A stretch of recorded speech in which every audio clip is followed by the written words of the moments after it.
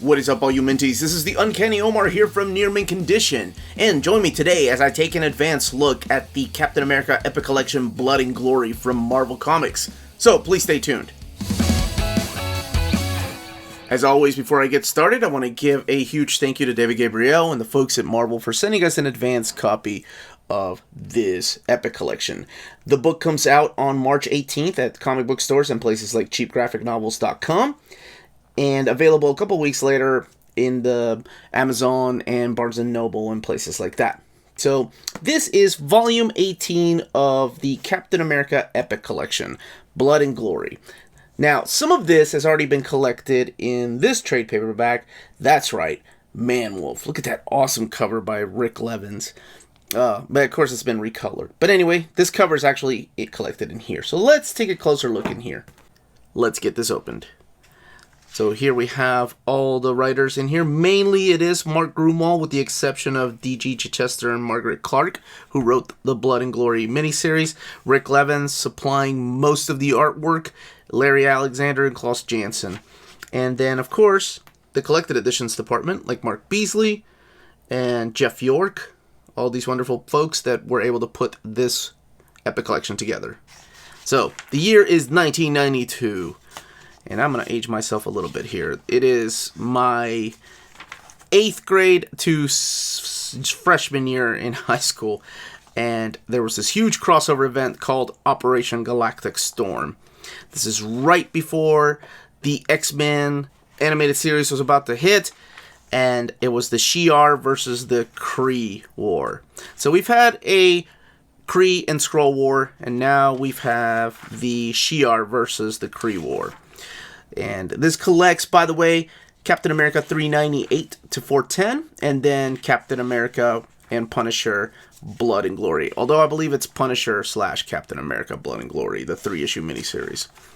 So the event was already collected in the Operation Galactic Storm. There are 2 trade paperbacks, and there's also one epic collection.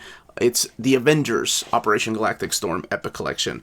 However, that one, I think, is out of print right now. So maybe we can get it back in print sometime. And I love this era of Avengers. This is known as the Leather Jacket years. But what they do in here is just collect the Captain America parts, right? They don't collect everything else. The Avengers Epic Collection does collect every single part. But they give you a kind of a quick synopsis as to what happened in the previous chapters. So that is important to note, as it doesn't collect the entire event. It does, however, as we'll use. By the way, this cover is the cover to issue 400 of Captain America, collected right here. So, in the Avengers Operation Galactic Storm, you got to see the Captain America parts, but they didn't collect the backup stories. So, for example, you didn't get the Falcon and U.S. Agent, as they're searching for Diamondback storyline. And you also didn't get the Diamondback and Crossbones story, which actually shows the origin of both Diamondback and Crossbones within the backup stories. And then, of course, the classic, at least to me, I don't know if anybody else calls it that, but the Capwolf storyline, or Man-Wolf storyline, I guess. It was a 6-part crossover event, or not a crossover event. It felt like a crossover event because you had characters like Wolverine, Feral, Rain from X Factor, and of course Cable. But anyway, it's this event where, through a series of weird circumstances, Captain America ends up fighting a bunch of wolves. Like, we've had the Man-Wolf for a while, and it's pretty much how this one guy is trying to change everybody into werewolves, and eventually turning Cap into a werewolf. And I'm sure the appearance of Wolverine in here was to drive sales. But not only did they throw Wolverine in here, they were sure to get your money when they were like, okay, we got to throw X Factor in there, we got to throw Cable in there. So they also threw Cable in one of or a couple of issues, like I think parts 5 and 6. But everything leads to this right here, during part 4. I got a little bit ahead of myself, where Captain America becomes Capwolf. And I don't know, did they ever make a figure of that guy? But this is the original cover, and of course, the recolored trade paperback that came out a few years ago. That's how much I like Capwolf. It was just a silly, goofy, and fun storyline. And I think that's the problem with a lot of people when they think about Mark Gruenwald's run. Mark Gruenwald's run automatically gets attached to the Cap Wolf storyline, which a lot of people are like, that's ridiculous.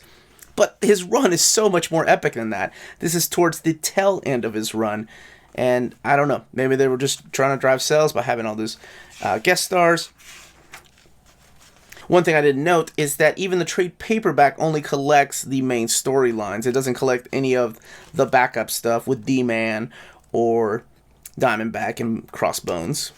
And I actually really enjoyed this backup story because it's awesome, because it all leads up to...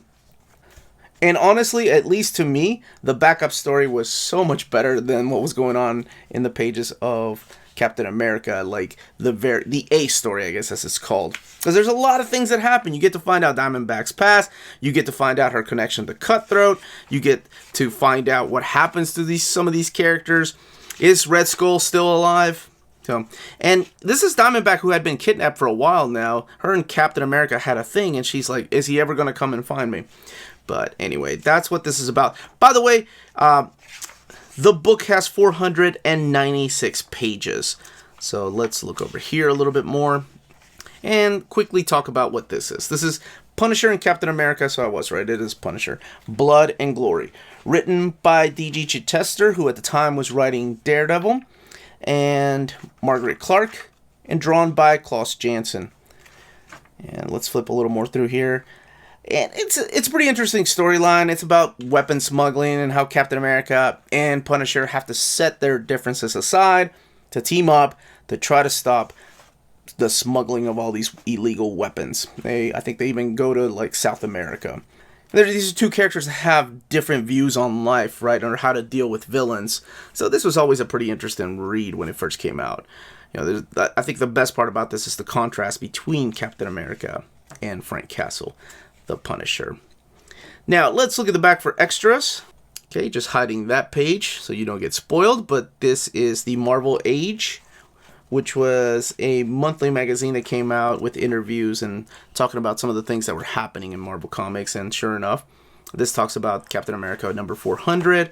Here's that Cap Wolf page I was talking about, the cover, so they even kept it in there.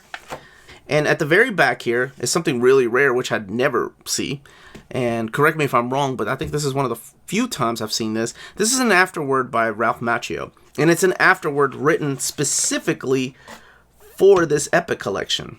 So that's really cool. Ralph Macchio, not the Karate Kid. And you would totally get that joke if you were reading Marvel Comics in the 80s and 90s.